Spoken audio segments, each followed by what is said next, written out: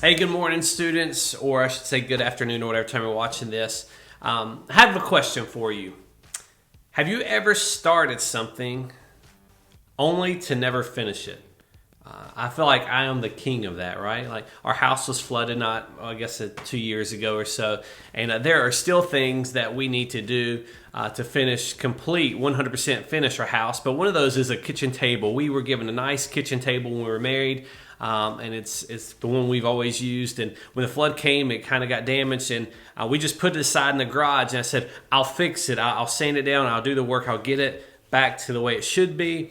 That was 2 years ago. We're still eating at an 8-foot foldable table. So I am the king of saying I'll get something done, and I don't always get to it. Now, I will finish the table. I just don't know when.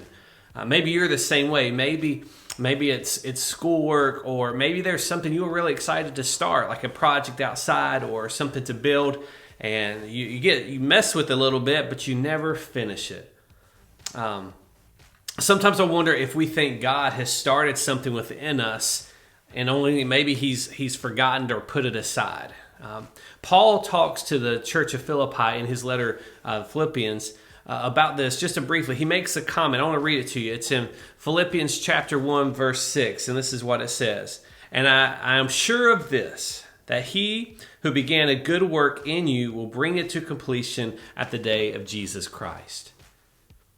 That Paul, I like how he says, "I am sure of this." Like there is a certainty to what he is saying, that I know this will take place, that whatever Jesus started within you, he will bring it to completion. Now, what are we talking about here? We're talking about sanctification. We're talking about the relationship that Jesus has initiated with you, that he will bring that full cycle to completion when he returns. That's good news, because I don't know about you, but there are times where, man, I am like solid, growing in my faith, and then there are days and weeks where I just feel like it's a slow, gradual digression, or nothing's taken place. And during this quarantine, I feel like I've just enjoyed the moments where I've had to grow in my faith, to set aside a little more time to read the Word, to study it for myself, to grow personally. And so I just was reminded of this, that whatever Jesus has started within you, he will be faithful to complete it. He's not going to just throw it in the back burner and forget it, but he will be there to see it through to the end. But what I see in that are a couple things, right? That this completion may not be an overnight process. I think in our culture, and myself particularly, we want everything quick, right? I get so ticked off when my phone starts slowing down. I'm like, this should be so much faster. Or having to wait for something. Our patience is dwindled.